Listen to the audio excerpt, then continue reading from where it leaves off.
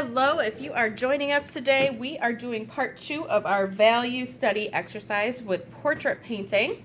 By the end of this exercise, we hope that it looks somewhat like this, showing a range of values, being able to identify the highlights and the shapes of the shadows to make a more formed face, okay? So yesterday in part 1, we started out with transferring our photo to a piece of tagboard or page in our mixed media sketchbook, and we added graphite, rubbed the back of it, taped it in place, and then went over the lines, the outline and the lines of her face and some of those simple details there. So we then did the background with a medium gray wash, and then we identified just that big shape, sculpting her facial features there. Okay, now as a reminder of getting set up, we have a piece of paper towel, we have India ink, we have a cup of water with a pipette, we also have a round palette that has those little bowls in it, and our assigned brushes. So I'm going to go ahead, I know some people already did this today, but I'm going to create 1, 2, 3, 4, maybe 5 puddles. And then I'm going to take a small brush and I'm going to just tap a little bit on that lid. I don't need to dunk my whole brush in there. And I'm going to make my gradient of grays. So with different ratios of ink and water, I'm going to take my ink first and I'm going to swirl it a little extra to make a very dark gray or even a black almost mixture. Taking my brush, I'm going to do it again here, making a little lighter gray, even a little lighter gray, and really light gray. So you can see how that creates a gradient from dark to light. I like to also have a little bit of ink right in the center if I need to dip and alter that even further as we work, okay? So rinsing off my brush so I don't keep that really black ink on there. What our goal is for today, we are going to start pushing our values more. We can start with a big brush, or you can use the detail brush for the entire class period today. That's up to you. But our goal is to build up layers so that we then can push our darks at the end, like in her earrings and the shadows in her curls. You see dark on her shirt and her pupils, and then even on this shaded area on her head. Okay, so we're going to be observant of those things using our photo as a reference.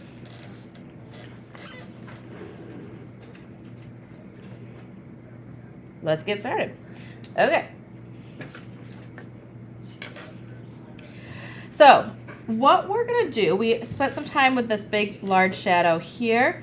We're going to pick up with fabric down here, and that's going to maybe help us feel confident going into the hair after that. So I'm actually going to start with my bigger brush. You guys can use your small brush or bigger brush, you decide. And we're going to look at our photo reference, and we're going to, for fabric, we're going to put in these shadows. The shape of these gray shadows that are on her shoulder, around her collar. So I'm going to take a medium to dark gray, and I'll start on the left side, and we're just going to along her collar.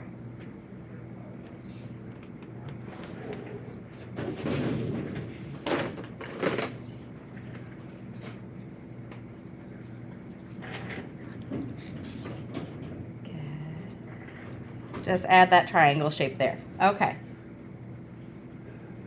Then we're going to start at the right side of the collar, and we're going to work our way. Kind of do a little swirl, looking back and forth at our photo reference. If you need to pick up extra ink to make it slightly darker, you totally can. Now, just like watercolor, you have to be aware of how much water you have on your bristles for control purposes as well. So if you need to blot your brush every now and again, if it's too runny, you also need to be patient with drying times. So when we get into facial features like the eye and eyelashes, you have to wait before you do the pupils because that will bleed and it'll be kind of a mess. Just keep that in mind as we go. I'm looking at these like abstract shapes down here. And I'm going to simplify them a little bit too. So starting out with the shadows gives us a sense of form, and that's what we really talked about with portrait painting yesterday, but that applies to really any shading, underpainting.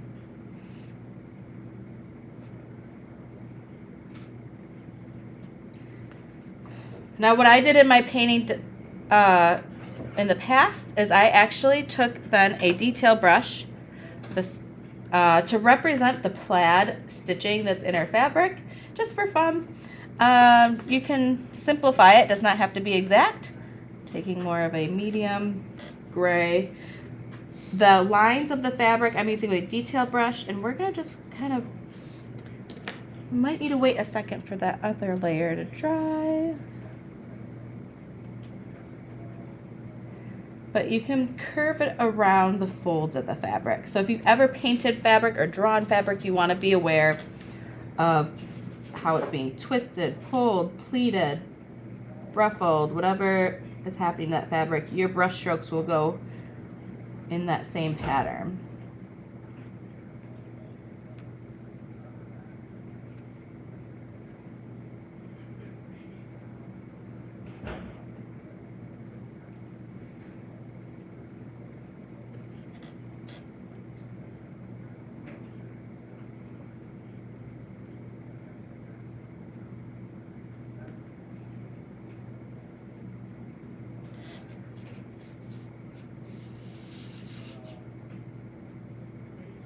You know, it's a little overexposed over here, so I'm just going to do these little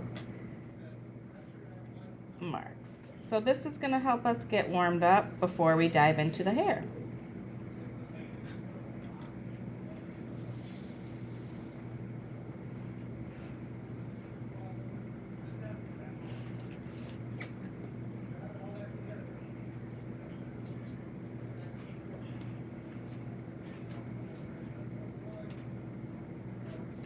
I am doing the intersecting lines to make that plaid pattern. Looking back and forth at my photo reference.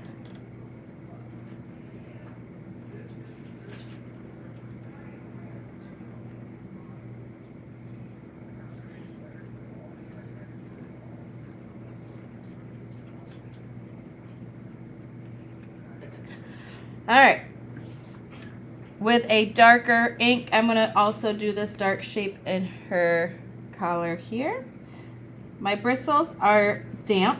They are not dripping wet when I'm using a dark ink. Make sure that if your bristles are too wet, you're blotting it on your paper towel so you have control with the dark values.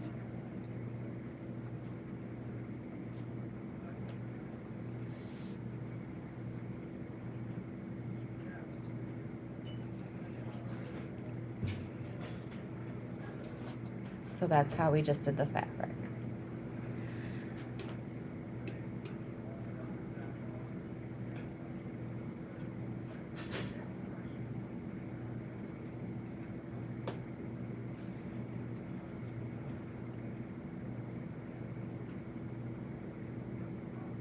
Now the hair has a lot of really small lines and texture to it, so I am going to use mostly my detail brush. For the hair, whenever you're painting hair, you want to always be observant of how it's growing. So you want to start at the root and then go in the direction your brush strokes and however it's styled, falling, curled, gravity pulling it, wind blowing it. You want to start at the root and then go out from there. This is curled and has an updo, so you're going to want to mimic the motion of that twisting of the hair and rolling of the curls. So let's practice that over. I'm going to do this section right here first. And I'm going to do, be aware of this little highlight here, but I'm still going to start at the root with like a light gray to start shaping. Using the tip of my bristles, I'm going to start at the root, like I said, and kind of pull this way.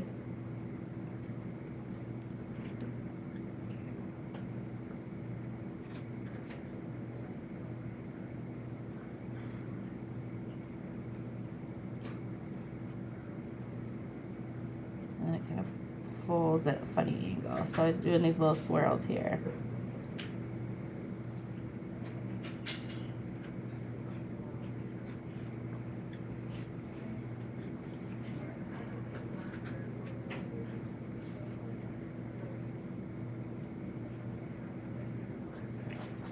So I did a really light gray wash. And then when I feel more confident in a section, I can always go in with that darker gray.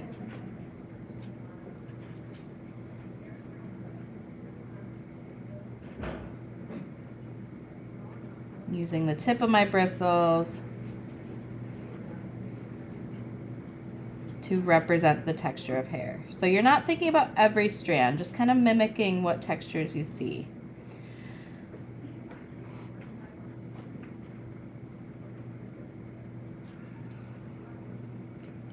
I'll do the same thing on the top here.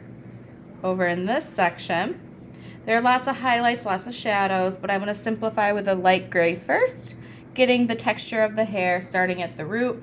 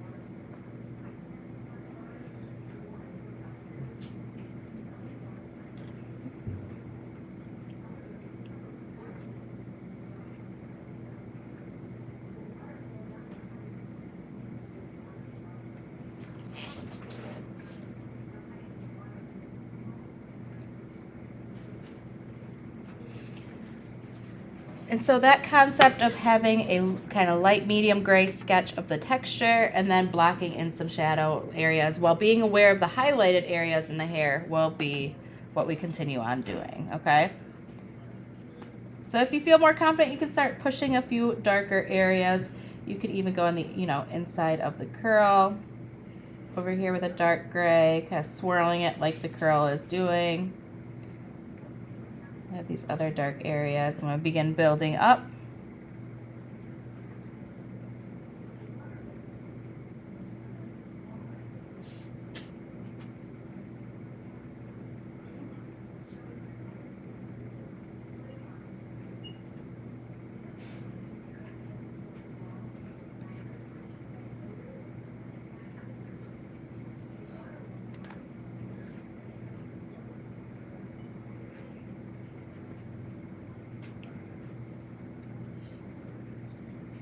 Start pulling a little bit. Looking back and forth at my photo reference on what direction my strokes are going to go to mimic that hair.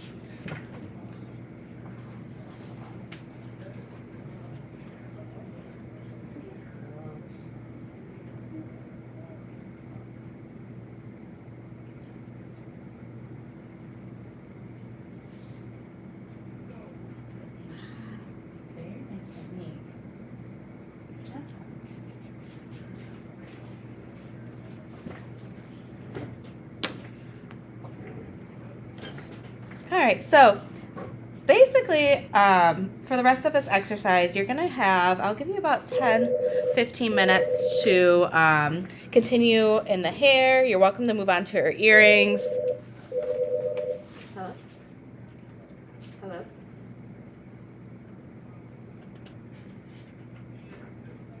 Yeah. Yeah.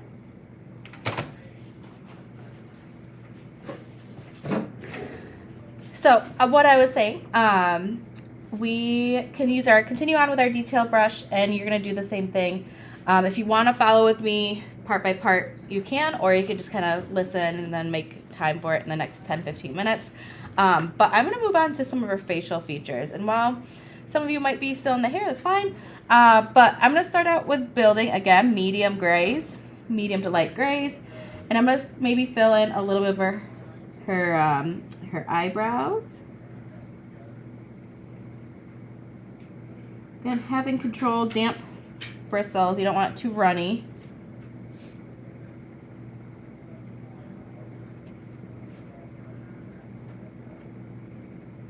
I also might want to fill in. She has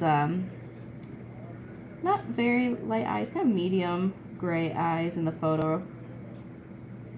So my irises I'm going to fill in there, and her top lid might push that dark a little as well. So you start sculpting. Think of it as like you literally are chiseling out those eyes.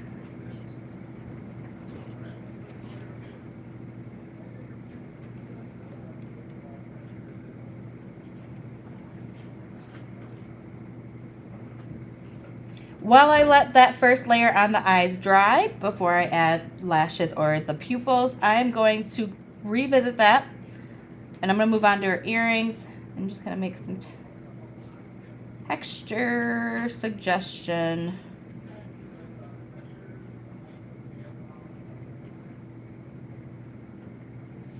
By tapping the tip of my bristles. Her earrings have reflections and fun stuff going on, so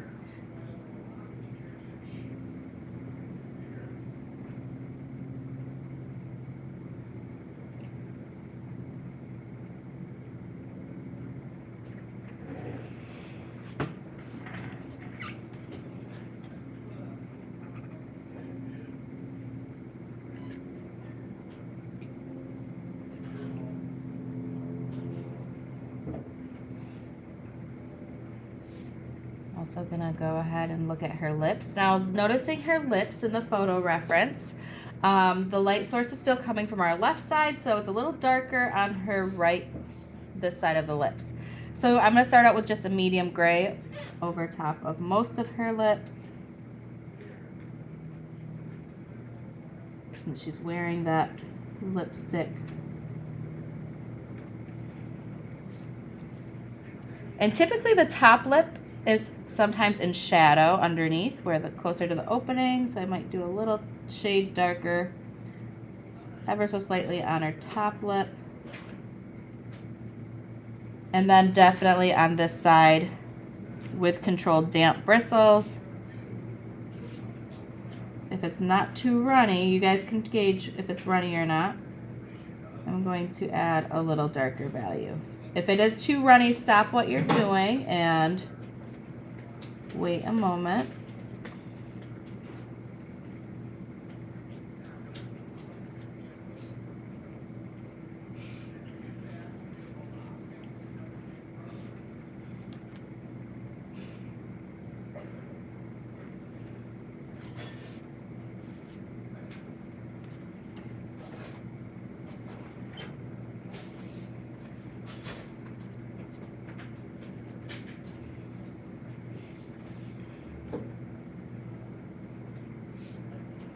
Now that my eyes are dry, I'm going to go back in with a pretty dark ink.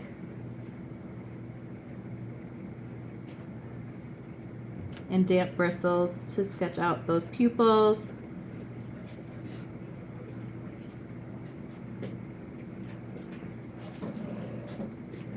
And guys, lashes, the less the better. Okay, so if you have very damp bristles with a little bit on there, you can do a few little wispies just in the corner. They do change angle once they get towards the iris, so they're not going to all be the same angle or direction, but you can try your best to do a few controlled, very light lashes. Like when I say that, I mean I am barely touching the paper with the tip of my bristle. And then they angle down a little bit.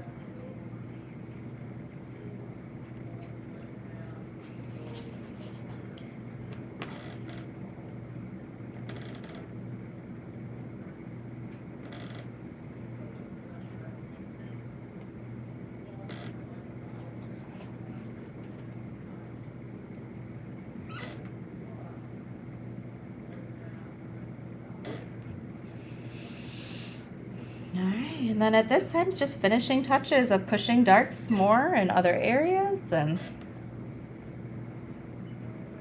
adding some contrast. So I'll give you a few minutes to do that. And we'll take photos of this and attach it to an assignment post for some easy points and talk further about how we apply this concept but then transfer it to color.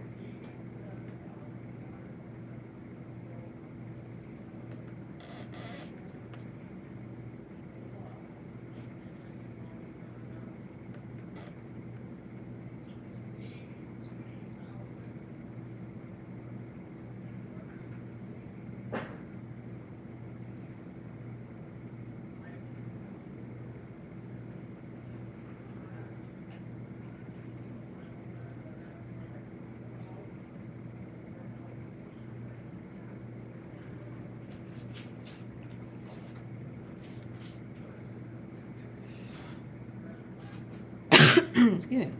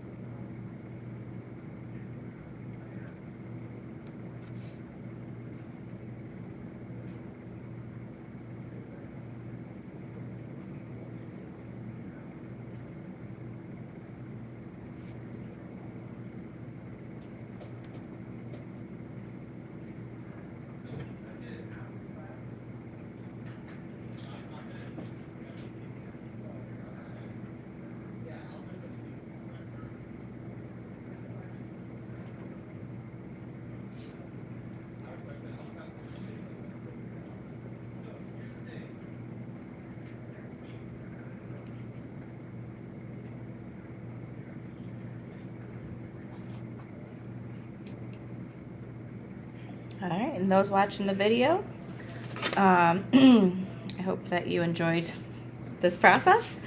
And you too probably will need to photograph this and upload it eventually. Thanks for watching.